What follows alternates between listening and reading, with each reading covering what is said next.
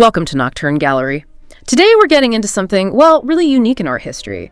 It's a bit strange, surprisingly deep, and honestly pretty funny too. We're looking at the 17th century, specifically Flemish painting.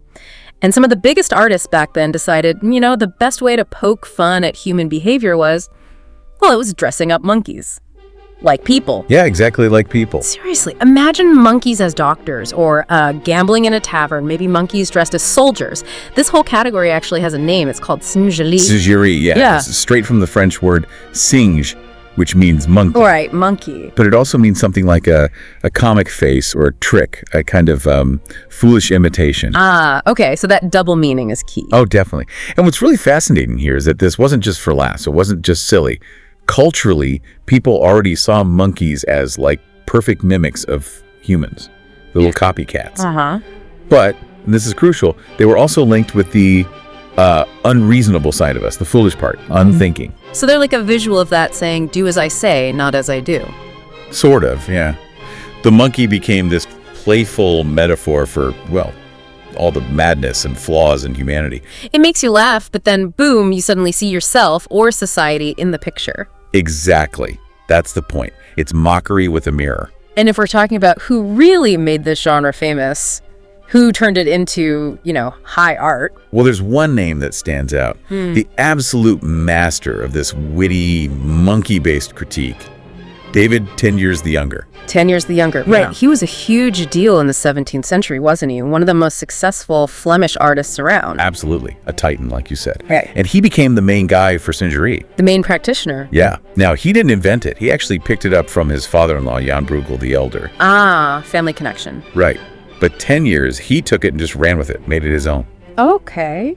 And him, plus his younger brother, Abraham Teniers, they were really smart about the art market in Europe. They knew what people wanted?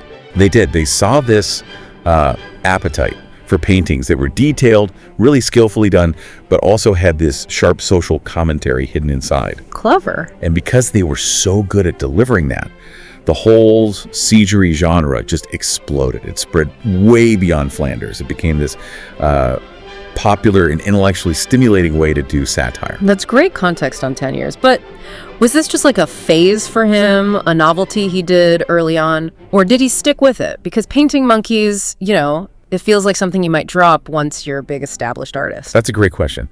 And no, he absolutely came back to it, which tells you it meant something to him personally. Interesting. We actually see him doing these Singeries in two really distinct periods in his career. Okay. First was early on, right at the start of the 1630s. He was in Antwerp then, working hard, making a name for himself. Right, the hustle period, the young artist proving his skills. Exactly. But then, fast forward decades later, to the 1660s, he comes back to Singeries. But now, he's not the young guy anymore. He's in Brussels. He's the official court painter for Archduke Leopold Wilhelm. Yeah. I mean, that's a top job. Wait, hold on. He's painting for the Archduke, and he's still painting monkeys dressed up. That seems, almost risky. Or maybe beneath his status. It feels like a bit of a contradiction. It does seem like a paradox, doesn't it? But it actually shows how much sophisticated visual commentary was valued back then. Ah. It wasn't just seen as like lowbrow humor. It was understood as philosophy, but in code. And we know he felt a strong connection to this genre. There's proof in his self-portrait from 1635, the artist in his studio. Okay, yeah, this is where it's really interesting. Tell me about that. It really is. In that painting, his own self-portrait, Teniers, actually shows one of his own Singerie paintings hanging on the wall in his studio. No way. Which one? It's called Guard Room with Monkeys. And by putting it right there in the background of his official image as an artist. He's making a statement. Exactly. He's telling everyone, look, this monkey stuff, this isn't just a side gig. This satire is central to who I am as an artist. Wow. Okay, so let's get into the paintings themselves. What were they actually saying? Because you mentioned they weren't just cute, they were pointed, like little visual weapons aimed at human flaws. Oh, they were absolutely sharp critiques. Let's take Allegoria Vanitas. That's from 1633. Vanitas. Okay, so about the emptiness of earthly things. Precisely. And the imagery is just packed with meaning. You got a monkey, right? Right. But he's chained up. And he's dressed as a jester. A jester, okay. Symbolizing folly. Right, and the monkey itself, remember, represents the unreasonable side of humanity. But here's the kicker. The monkey is looking through a telescope. Let me guess. The wrong way. Looking through the wrong end. That's such a specific, powerful image. It really is. So you have Vanitas, the theme of fleeting life, pointless vanity. You have the monkey, human irrationality. The jester costume, pure folly. Yeah. And then the telescope, the symbol of science and seeing clearly. Being totally misused, to look backward or make things seem tiny. Exactly. It's a direct hit on human vanity and our inability to see things properly, to understand what really matters. Just pure foolishness. It's such a clever way to say, you think you're so advanced, but you're basically looking at the world completely backwards. What about monkeys in, like, group settings, acting out social roles? You mentioned soldiers. Yes, Festival of Monkeys, also from 1633, is a really important early one. Here you see monkeys dressed up as soldiers, and they're basically having a wild party outside a military tent. Okay, so not exactly disciplined shroops. Not at all. And it's probably not just a random party scene. You could definitely read this as a harsh criticism of fools in high posts. Meaning? Meaning people, officials, maybe military leaders, who are given power and authority, but then just use it for their own indulgence, debauchery, partying, instead of doing their jobs. So, taking the human out and putting a monkey in makes the absurdity, the vice, totally obvious. You can't ignore it. That's the genius of it. Teniers made the folly impossible to miss by putting it onto animals. And he used everyday scenes, too. Oh yeah, it wasn't just about big philosophical ideas or the military. He brought it right into the home.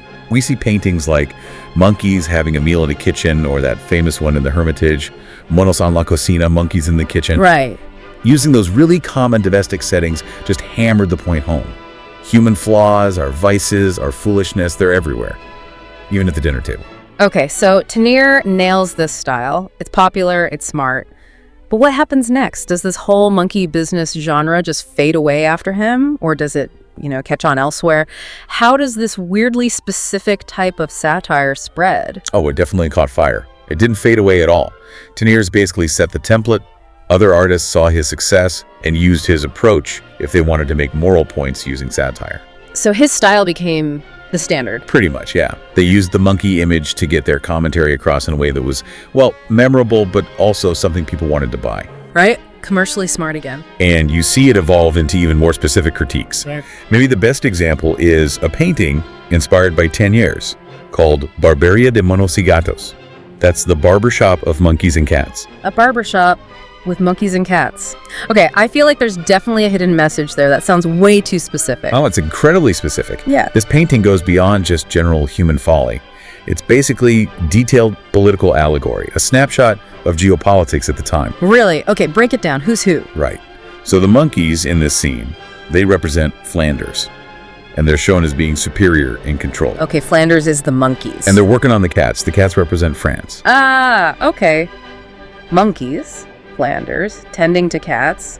France, what are they doing? They're cutting the cat's whiskers. Cutting their whiskers. Why is that significant? Is that a thing? It was believed to be, yes. Back then, the common belief was that if you cut a cat's whiskers off, you'd totally disorient it.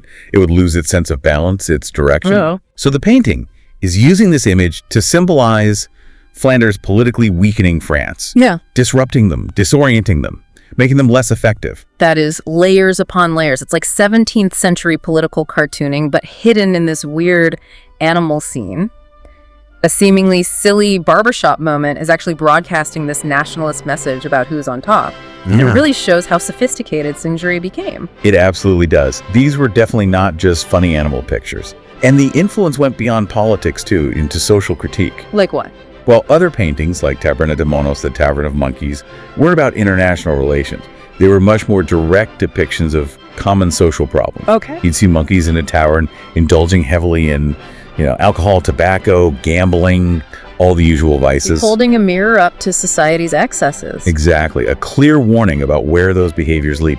It's like once artists started down this path, seeing humans as these sort of complicated animals prone to messing things up, they just kept finding ways to use the metaphor. It seems endlessly adaptable. And here's maybe one last layer to consider, something that takes it into slightly darker territory. Oh. The works of Teniers, and also artists who followed him, like Cornelis Aflevin, these paintings where animals act like humans. Sometimes art historians also connect them to the tradition of occult paintings. Occult? Wow, okay. How so? Well, it taps into an older idea, going back to medieval times, where the monkey was sometimes associated with the devil. or even the Antichrist, seen as this flawed imitation, a parody of God's perfect creation, which is humanity. So yeah, the genre is huge. It spans from light, witty mockery on one end, all the way to this quite serious, sometimes pretty dark commentary on human nature and even spiritual corruption on the other. That's an incredible range. So we started this journey with David Teniers the Younger, taking this, playful idea, monkeys copying people, and he really did turn it into this incredibly sophisticated, popular way to critique society and politics. He tapped into what the public wanted. Clever satire, hidden messages. He really did. And I think what makes these paintings still resonate, what makes them stick with you, is how they constantly turn that mirror back on us, the viewers. Yeah.